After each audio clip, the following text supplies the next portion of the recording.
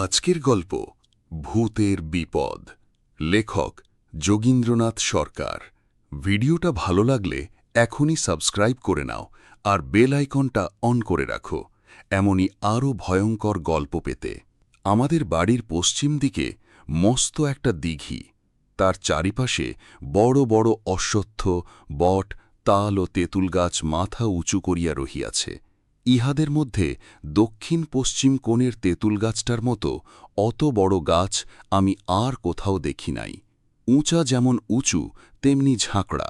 লোকে বলে গাছ নয়, ভূতের বৈঠকখানা। প্রতিদিনে আশেপাশের চারিদিক হইতে দলে দলে ভূত আসিয়া উহাতে জড়ো হয়, নাচ গান আমোদ আহ্লাদে সারা রাত কাটায়, আর ভোর হতেই অদৃশ্য।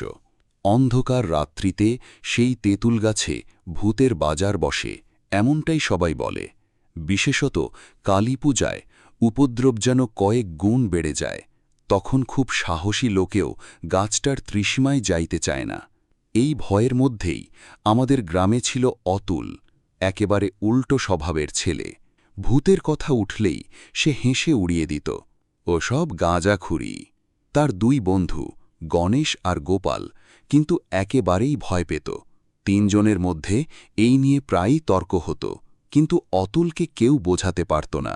একদিন তর্ক চরমে উঠল।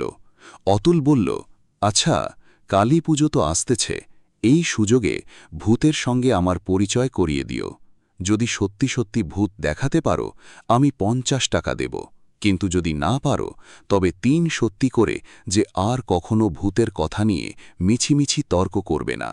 অতুলের কথা শুনিয়া গণেশ বলিল, বেশ কথা, এবার তোমাকে নিশ্চয়ই ভূত দেখাব, তখন মজা টের পাবে। গোপাল বলিল, আমি কিন্তু ভাই আগেই বলে রাখছি, যদি কোনো বিপদাপদ ঘটে তখন আমাকে দোষী করতে পারবে না। অতুল বলিল, তোমাদের কোনো ভয় নেই, আমার দোনলা বন্দুক ও তলোয়ারখানা সঙ্গে রাখব, তারপর বুঝবে ভূতের কেমন সাহস। কালী পুজোর রাত গ্রামময় রটিয়া গেল। অতুল একাই যাবে সেই তেঁতুল তলায়। অনেকে থামানোর চেষ্টা করল, কিন্তু অতুল এগগুয়ে। রাত 11:30, চারিদিক নিস্তব্ধ, অন্ধকারে ঢেকে গেছে সবকিছু।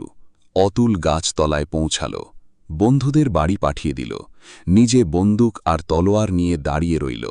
ঘণ্টার পর ঘণ্টা কেটে গেল, কিছুই ঘটল না। হঠাৎ রাত 3টের দিকে অতুলের মনে হল কেউ যেন গাছের ডালে বসে আছে। অন্ধকার একটু কমেছে, সে স্পষ্ট দেখল সাদা ধবধবে কাপড় পরা একটা মূর্তি।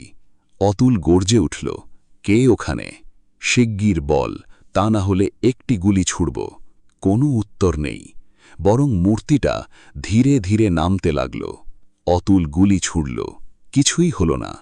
আর একবার গুলি, তবুও কিছু নয়। মূর্তিটা আরও কাছে।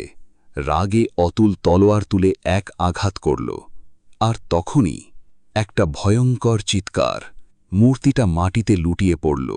অতুল দৌড়ে গিয়ে যা দেখল তা দেখে সে স্তব্ধ হয়ে গেল।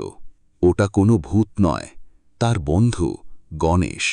আসলে গণেশ আর গোপাল মিলে পরিকল্পনা করেছিল। বন্দুকের গুলির বদলে কাগজ ভরে রেখেছিল। গণেশ গাছের উপর উঠে ভূত সেজেছিল। ওরা ভেবেছিল অতুল ভয় পালাবে, কিন্তু অতুল সত্যি সত্যি আক্রমণ করবে এটা তারা ভাবেনি। সৌভাগ্যবশত আঘাত মারাত্মক হয়নি। ডাক্তারের চিকিৎসায় গণেশ বেঁচে যায়, কিন্তু সেই রাত একটা বড় শিক্ষা দিয়ে যায়। ভয়ের খেলা কখনো কখনো সত্যিকারের বিপদ ডেকে আনতে পারে। তুমি কি অতুলের মতো সাহসী, নাকি সেই তেঁতুল গাছের কাছে যেতে এখনো ভয় পাবে?